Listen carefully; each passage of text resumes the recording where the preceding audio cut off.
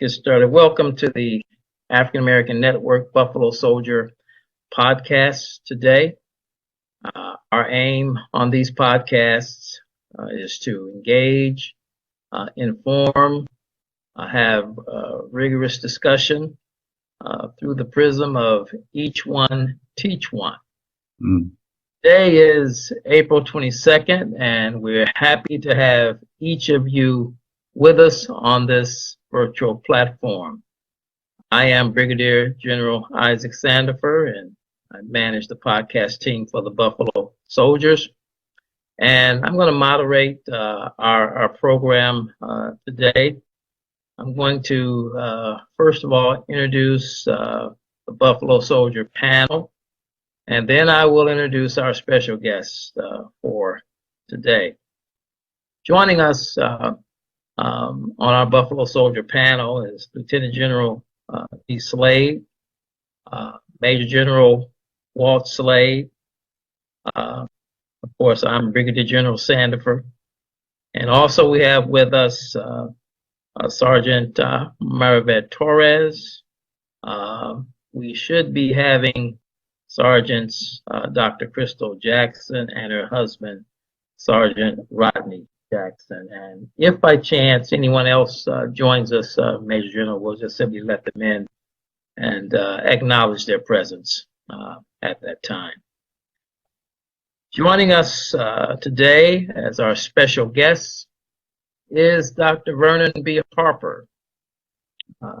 He was appointed the Interim President of California State University, Bakersfield, in December of 2023 upon the retirement of his mentor, Dr. Lynette Zelensny. Dr. Harper has served students, faculty, and staff at CSUB, as well as in this section of our region. Since arriving in Bakersfield at the invitation of the former president, Dr. Horace Mitchell, in 2016. He has risen to the position of Provost and Vice President of Academic Affairs. Of course, now he is the Interim President of California State University. He has effected transformational change in the areas of academic excellence, the increase of graduation rates, enrollment innovations, student support, and the quest to build a culture that nurtures and celebrates diversity, equity, and inclusion. Interim President Harper is joined on the campus by his wife, Dr. Erica Harper, who is a member of the Psychology Department faculty. The Harpers are proud parents of Justice, Alexandria, and Gabrielle, and they all consider Bakersfield to be their hometown. And so, Dr. Harper, again, I want to welcome you to the Buffalo Soldier podcast today. I'm going to open up by asking you to tell us a little bit about yourself, your background, what brought you to Bakersfield, as well as the focus of your present role at CSUB, if you would, sir. Well, first of all, it's good to be back. Enjoyed the couple of times that I've been on this podcast. I really enjoyed it.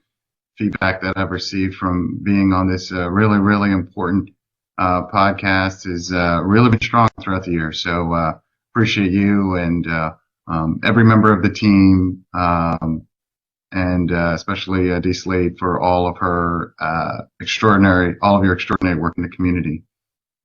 So we came to Bakersfield, like you mentioned, in 2016. By the way, thank you for that really, really nice introduction. And so, as you mentioned, I was looking for a role at that particular time. In 2016, I was an associate vice president at Westchester University in Pennsylvania. And when I interviewed here at CSU Bakersfield, I received a phone call from Horace Mitchell. And Horace called me and asked me to become part of his team. And so that phone call from a person of his stature really moved me. And I went home that night and told my wife we were moving to Bakersfield. So Dr. Mitchell is the reason that I'm here. And Dr. Zalesny is the reason I'm prepared for the role that I currently hold. And so it's been an amazing time, as you mentioned, in terms of my family. When I came here, my youngest was 4. He's now 12. My oldest is 18 years old and really considering coming to CSU in the fall as he looks at his options for college. And so we've lived in many, many different places, and Bakersfield is by far the most we have the most affection for, care. We are supported here in a way that we've never been supported anywhere else. So Bakersfield is always our home. All right. Thank you, sir. And what we're going to do is to get into some questions. I'll ask you a couple of questions, and then we'll open it up to the rest of the panel. Mm-hmm. They may have questions for you as well. And first of all, I want to really thank you for taking the time out of your busy schedule to be with us today. And we certainly appreciate everything that you have done while being at CSUB and what you're presently doing and what you will do in the future for that very fine university. Let me ask you this question. And I have several here, but what is the biggest challenge that you have in your new role now at Cal State University Bakersfield? Your biggest challenge? So I'll contextualize that a little bit. So as the Provost and Vice President for Academic Affairs, it's a really internal focused role, analogous to sort of a Chief Operating Officer. In that role, you really get to understand every corner of the institution about how it works, whether that's budget, whether that's academics, whether that's facilities. And so switching to this role, I approach it as an almost entirely externally facing role. And that's what university presidents should do. Our role is to be an ambassador to the community and our elected officials, both here locally at the county level, Sacramento, and in Washington. And so the way that the role changes is really, really fascinating between the two roles, and I deeply enjoy it. To the challenges, I think one of the most important things that we always challenge here at Bakersfield is attracting individuals who care as deeply about Bakersfield as we do to their really, really important roles. And so managing and attracting talented individuals who are going to help us get to the level, the place, the rightful place of CSUB here in Kern County is critical. Of course, we could always use more resources. However, we have really, really outstanding partners who are really ready to donate to the institution to provide resources to help us get to the level that we want to be at. And now that you are in this role as interim president, have you had any surprises to come your way as far as learning more about the role that you're playing at CSUB? I wouldn't say surprises because they would be expected, but there are certainly challenges from an emergency operations standpoint, making sure that we are always doing everything we can to keep every student safe at all times. And so any university is consistently, routinely undergoing security incidents. And to manage them with the team and the cabinet requires constant vigilance. And so it is an extraordinarily demanding role. And I say to folks that I sleep with one eye open because we always have to be vigilant to make sure that everyone on the campus is safe at all times. All right, good. I want to open it up to the rest of the panel. Feel free to jump in. My fellow comrades, Buffalo soldiers, feel free to jump in, and if you have a question for Dr. Vernon Harper, we'd like to have it. Any other questions? Yes, Dr. Harper. How do you continue to learn in order to stay on top of things? Because, like you say, you sleep with one eye open because you never know what's going to pop up. Mm-hmm. I would recommend to anyone listening to the podcast, wherever they are in their career trajectory, their career arc, is to be diligent and determined in terms of seeking opportunities to learn.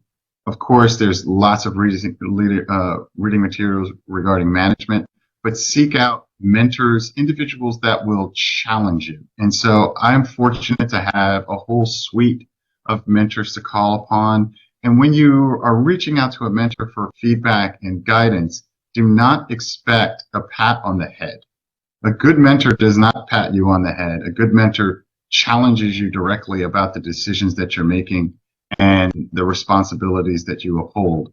And so I would say take deliberate opportunities to invest in yourself by learning about leadership, but also seek out people who are going to challenge you directly about the decisions that you're making and help you contextualize them.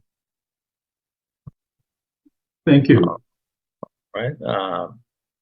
We have a couple of hands raised here. Sergeant Torres, go right ahead. Yes, on the heels of what you just said, I like that comment about not expecting someone to pat you on the head. What do you do to advocate for other minorities to maybe consider administrative leadership roles there at CSUB? Well, that's continuous. And so an individual's career arc, which starts when they graduate and continues until they retire, in order to support that arc requires so many individuals to invest in that person and to give them support along the way. I've been blessed with lots of mentors, like I've said, and it's important that you return that investment by giving to others. And so we have a Black Faculty and Staff Association here at the university, as well as multiple affinity groups, Latino, Latina, LGBTQ+. And so it's important that I'm always there. And I have several mentees currently. And so when those mentees call, it's important, and we're on a Zoom, and there are different levels of the organization, many levels away from me. And so that's an important thing for me to do, to shorten the professional distance between myself and someone at a different level of the organization, make myself available for feedback on their role, but also to encourage them. For minorities, we always exist in a state in the United States, or at least I'll own that myself. I always felt as I went through my different educational experiences that there was a void. And that void is a nature of being a Black person in the United States. And so we can help each other with that void in our lives by having other people of color, and sometimes people who are not of color, to actually help and encourage us. So as I approach that work on our campus, is to make sure that I'm available to everyone to mentor any and all individuals in the organization, and make sure that they know that I'm here to support them. Thank you, sir. Dr. I'd say Sergeant Dr. Crystal Jackson. Go ahead, ma'am.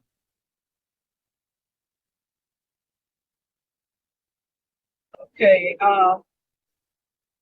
Do you feel that ethnic studies are imperative for our students? And if so, how and why? Could you repeat that, Dr. Jackson? Sorry, I'm on the road. Okay. Do you feel that ethnic studies are imperative for our students? If so, how and why? Oh, absolutely. I mean, part of the reason that we launched that department, and just to contextualize it for everyone, our ethnic studies department is new, about 2 years old. I work closely with so many individuals, both in the forefront and the behind the scenes to ensure that we had an ethnic studies department here on campus, as so many institutions do, because it's critical that people of color can see themselves in the curriculum. For so many centuries, that was not the case in the United States and around the world. And so it's important for there to be a place, an academic place of scholarship, of advancement, of opportunity, of research, where we can go and see ourselves in the curriculum and know that that experience as a Black person, as a Latino, Latina, as an indigenous person, as many different ethnicities can see themselves in the curriculum. So it's more than important, it's critical. And our ethnic studies department, led by Dr. Salisbury, Dr. Tracy Salisbury, has been so very, very active, not just on campus, but in the community. And I expect them to do great things from here into the future. Dr. Harper, let me ask this question, and it concerns itself with local Black and brown high school students and attracting more of them to CSUB. Are there any special efforts that are being made by the university to get more of our minority students on campus there? Absolutely. There's a couple of things. We have several programs. I think, I think most people are familiar with Project Best, which attracts Black people, especially Black men, to the teaching profession. Project Best is something I've been a part of ever since becoming here at the university. But we have some new innovative things that we're doing in terms of, you may see, maybe for the first time, you'll see marketing of the institution throughout all of Bakersfield and Kern County. We have some new advertisements, both online and physical ones. And so if I talk about the ones that are online, one of the things that we're tracking is that when you click on an ad, if they're on Instagram or what have you, and we can target those ads to certain communities, we then map all of Kern County, and we're really, really focused on the amount of response we're seeing in underrepresented areas, especially Black communities, Black and brown communities. Then our Associate Vice President for Enrollment Management takes that data, and then we do specific outreach to those areas. So that's a very, very new thing that we're doing in terms of micro-targeting specific zip codes to make sure that, okay, so we're not seeing enough activity around a specific Black church. So then we need to go there. And I spent some time at Missionary Baptist Church, I believe last week. And so making sure that we're in those communities by using a combination of new data from the internet, but also just making sure that we're present within those communities so that all of those students know that we're Kern County's university. And there are young people in our community that have never set foot on the campus of CSUB, junior high students, and even some high school students who live in certain communities that unfortunately have never had the opportunity or have never been afforded the opportunity to, let's say, come visit the campus. When you are aware of those types of things, what's your response to that? Oh, we do our outreach program to get in those spaces. It gives me the opportunity to talk about a new program that we're initiating over the next couple of weeks. We're calling it a new pre-admit program. And so when I was with Pastor Alfred a couple of weeks ago, there was a wonderful program that they had at the church. And so I took the opportunity to pre-admit about 30 students in the church. And so that was very, very important. We have backed that up with a formal program that we are going to go through to every elementary school here in Kern County and make sure that students know that they have a seat at CSUB, and pre-admit them based on their current academic standing to CSUB as early as elementary school. And so this is our way to become Kern County's university so that every student, especially every Black and brown student, knows that we're their university and we're here for them. I like the what you just said, Kern becoming Kern County's university, and I think that's good. The more that it's said, I think it'll be great. Here's one thing, and I'm an alumni of CSUB, having finished my master's there. Monday night, I'm doing a Zoom with Mr. Riggins, and I'm going to have about 10 or 12 students from the church to Zoom in with him, and he's going to do a presentation. And hopefully, after that, I can bring these students to do a campus visit at the school. And so I just wanted to share that with you, and I hope that some of these students at our church will become CSUB students as well, because I'd like to see our kids to go to school here and live here and work here, because there are a lot of students that are leaving the city, going elsewhere. Wouldn't you like to see students go to CSUB, get their degree, and get employed here? I think that would, yeah. I want to highlight pivot, because you highlighted it yourself, and every time I say it, it creates a response. The pivot for our institution is to say very, very explicitly and to build ourselves around the fact that we are Kern County's university, a phrase that most people have not heard. It's a new phrase. And so that is symbolic of our full embrace of this county, this community, this city, and everyone in it. We are not some separate enterprise on the west side of town. We are your university, and we want every single student to see CSUB as the place where they want to be. And that's what we're building. Sergeant Jackson, go ahead, man.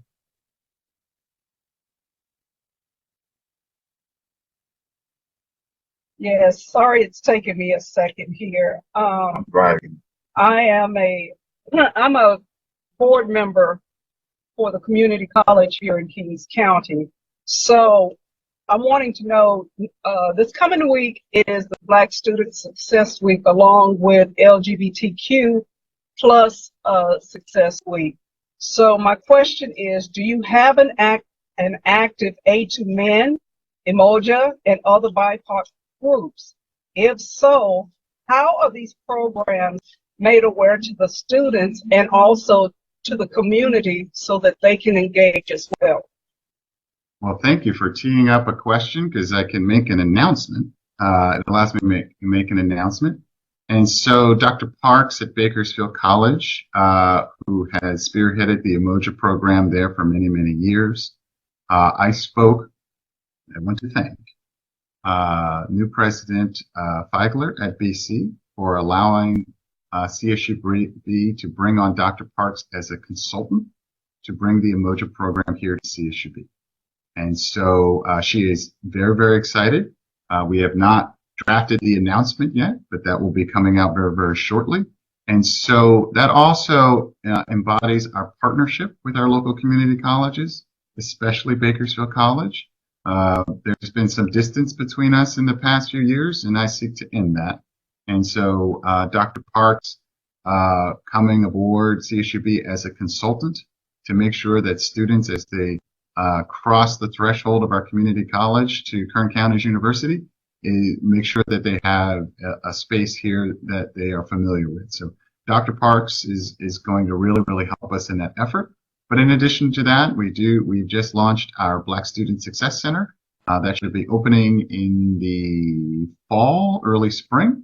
And so as we get a coordinator on board, that's going to really, really help us in order to support Black students. Any other questions from any of the panelists? I'll take this opportunity to ask another question, Dr. Harper. And this sort of steers towards the political climate on university campuses across the country. Mm-hmm.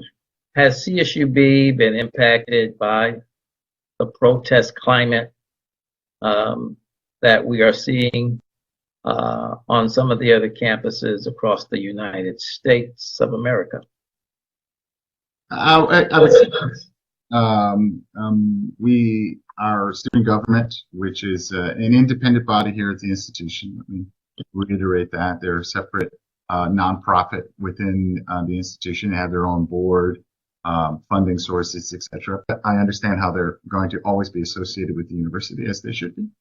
And so over the last, I'd say 5 weeks, they worked on a resolution relating to the conflict in the Middle East.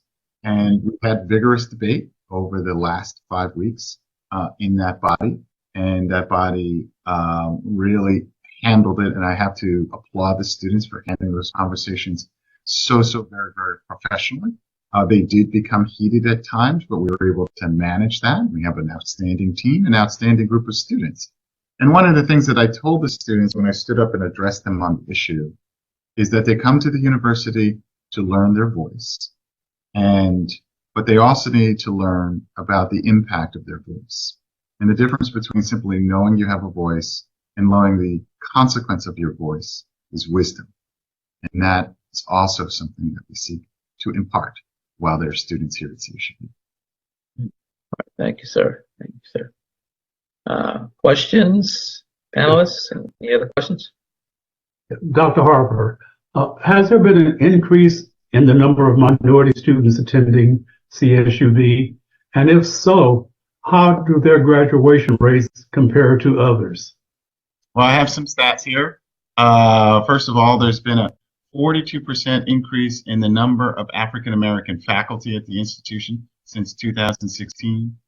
Our first-time freshman graduation rate for African American students has increased by 35% over the last 5 years.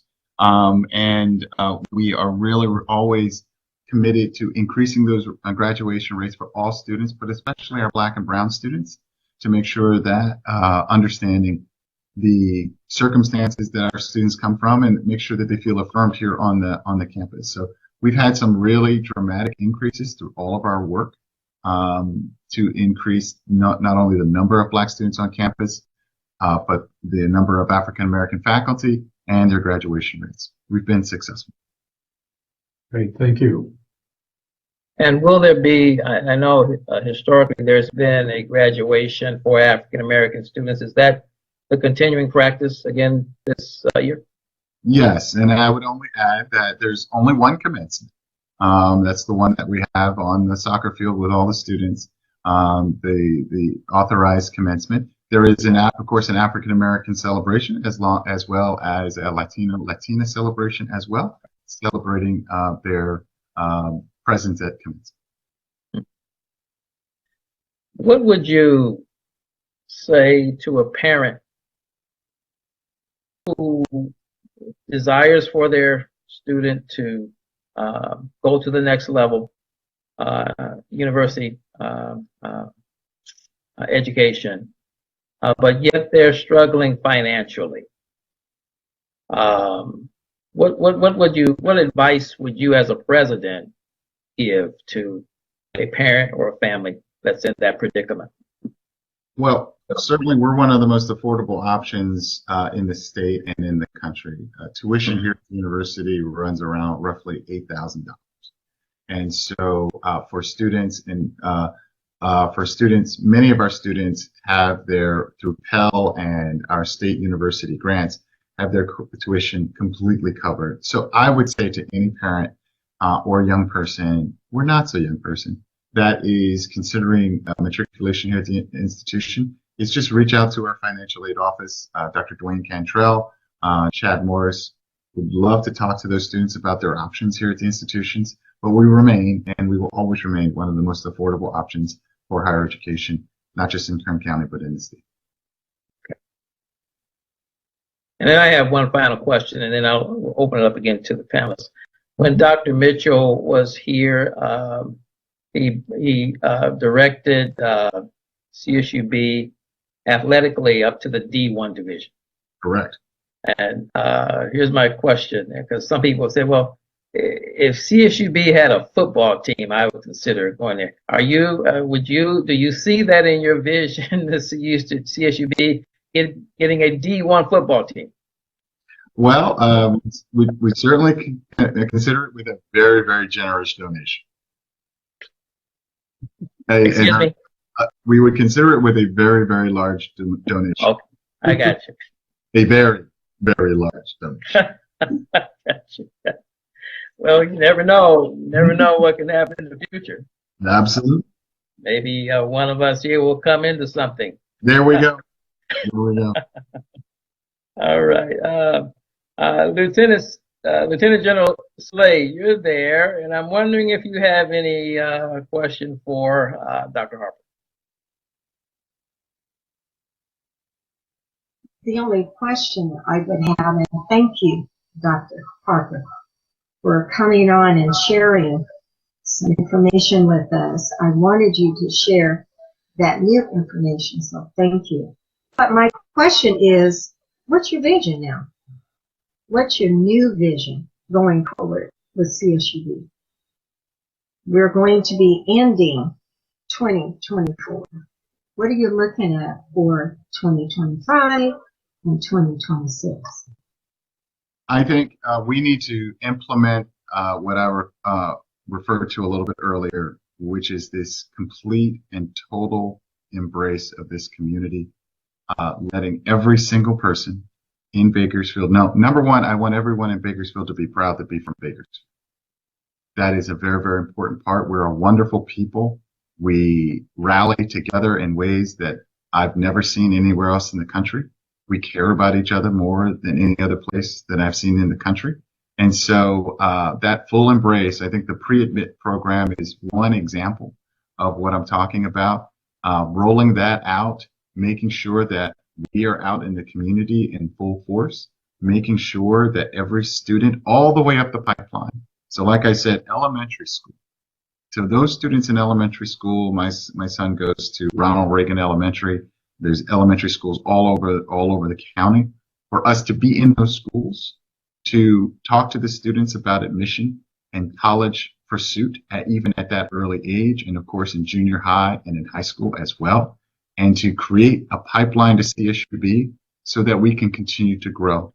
Ultimately, in the next, I'd say 5 to 6 years, I'd like to see the institution's enrollment grow by about 3,000 to 4,000 students. And that's going to require a key piece of that strategy, is like I've said, is making sure all of the students see CSUB as the place that they want to be. We're going to continue to improve our academic programs. A big part of this region gives us so many things, and from oil to agriculture, and we have practically every source of energy within 100 miles of this region. We want to build new facilities that go along with the Energy and Innovation Center to add new academic programs that will create amazing jobs for our students. And so if we approach this from our perspective of equity, making sure that every student has an equal and opportunity to be successful, I think of that really as a door, but we also need to think about what's on the other side of that door.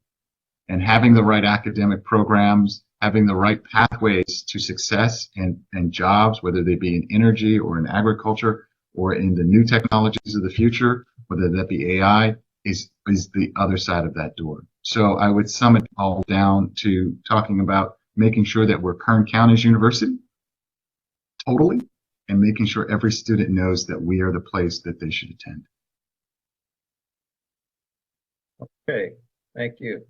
Thank you, sir. And I tell you, this has been a wonderful interview, wonderful platform. You have given us a wealth of information, and I do believe that this podcast is going to be shared with people across the country, and students will be able to watch it and hear, and they may be encouraged to explore the possibility of attending CSUB. I'm certainly going to do all that I can to encourage local students to look at CSUB, because I think that they can get a world-class education there at Cal State University, Bakersfield. And unless there's anything else that you have to share with us, you've done a great job, sir. Wear your colors. We want all the runners out there to wear their colors. If you don't have any, I will send you a polo. I'll send you polos. because we want you to wear your colors proudly in Bakersfield. I wear my colors all the time. I get stopped in Trader Joe's constantly. It's one of the joyous things about being a university president. We want every runner out there and every future runner out there to wear our colors. So you have an alumni polo for me? I will send it right over. I text my assistant to have one sent over to you. How many? All right. You want 4? Pardon me? You want 4 over there? Yeah, that'd be fine. All right. Yeah. They're in the mix. All right. Thank you again for joining us today. And I know you have such a busy schedule, but I'm looking forward, as I said, to bringing some students out there to the campus to tour. So thank you so much. And thank you to the rest of the panelists for joining us today. And enjoy your weekend.